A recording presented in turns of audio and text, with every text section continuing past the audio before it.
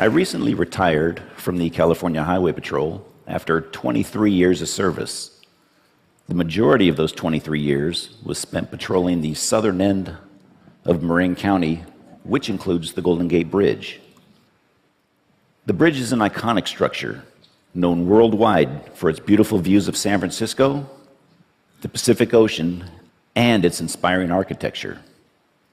Unfortunately, it is also a magnet for suicide. But let me tell you what actually occurs when the bridge is used as a means of suicide. After a free fall of 4 to 5 seconds, the body strikes the water at about 75 miles an hour. That impact shatters bones, some of which then puncture vital organs.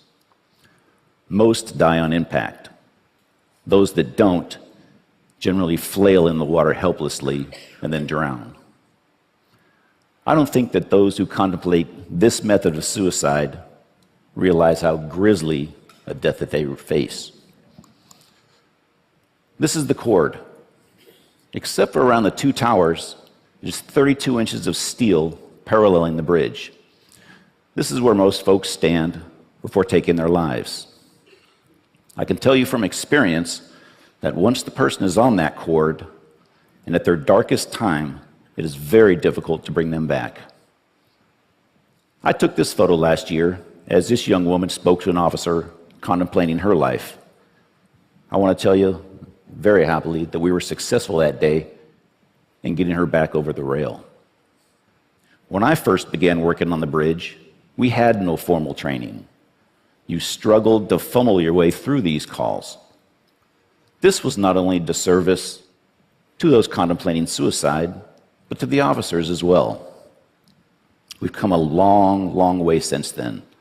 Now, veteran officers and psychologists train new officers. This is Jason Garber. I met Jason on July 22nd of last year when I received a call of a possible suicidal subject sitting on the cord near mid-span. I responded, and when I arrived, I observed Jason speaking to a Golden Gate Bridge officer. Jason was just 32 years old and had flown out here from New Jersey. As a matter of fact, he had flown out here on 2 other occasions from New Jersey to attempt suicide on this bridge. After about an hour of speaking with Jason, he asked us if we knew the story of Pandora's box.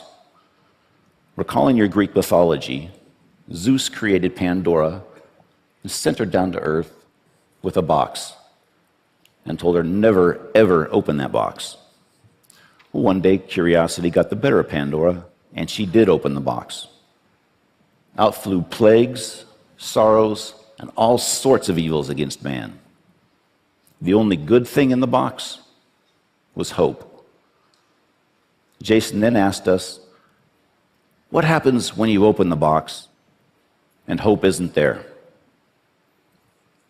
He paused a few moments, leaned to his right, and was gone. This kind, intelligent young man from New Jersey had just committed suicide. I spoke with Jason's parents that evening, and I suppose that when I was speaking with them that I didn't sound as if I was doing very well.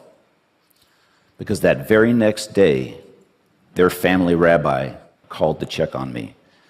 Jason's parents had asked him to do so. The collateral damage of suicide affects so many people. I pose these questions to you. What would you do if your family member, friend, or loved one was suicidal? What would you say? Would you know what to say? In my experience, it's not just the talking that you do, but the listening. Listen to understand. Don't argue, blame, or tell the person you know how they feel, because you probably don't. By just being there, you may just be the turning point that they need. If you think someone is suicidal, don't be afraid to confront them and ask the question. One way of asking them the question is like this: Others in similar circumstances have thought about ending their life. Have you had these thoughts? Confronting the person head on may just save their life and be a turning point for them. Some other signs to look for: hopelessness, believing that things are terrible and never going to get better. Helplessness, believing that there's nothing that you can do about it. Recent social withdrawal, and loss of interest in life.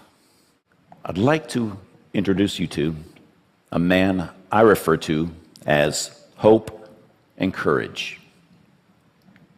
On March 11th of 2005, I responded to a radio call of a possible suicidal subject on the bridge sidewalk near the North Tower.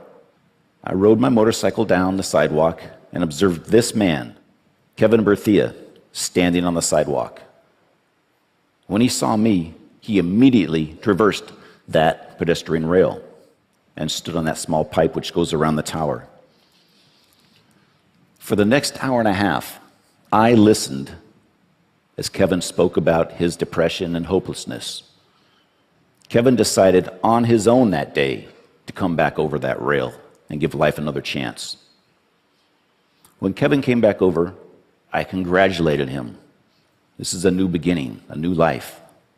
But I asked him, what was it that made you come back and give hope and life another chance?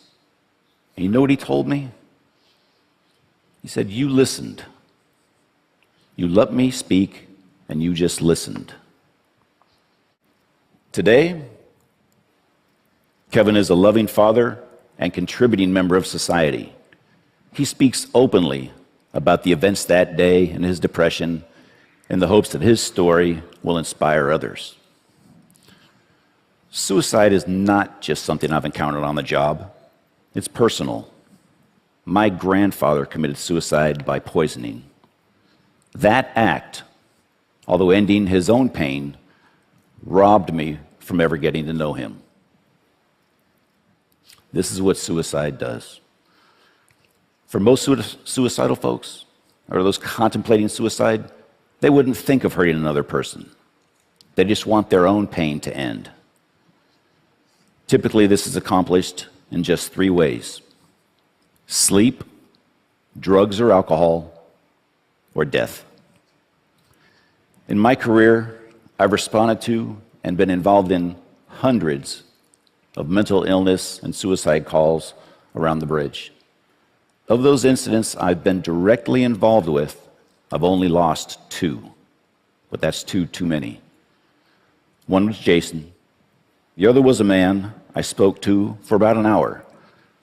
During that time, he shook my hand on 3 occasions.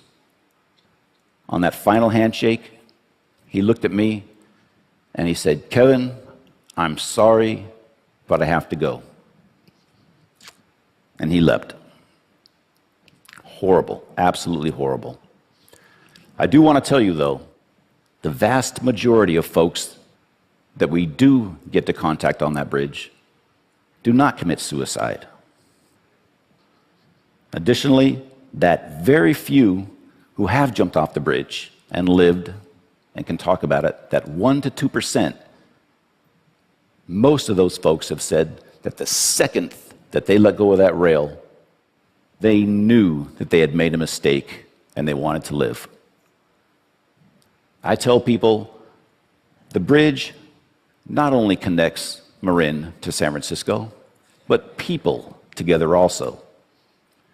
That connection or bridge that we make is something that each and every one of us should strive to do. Suicide is preventable. There is help. There is hope. Thank you very much.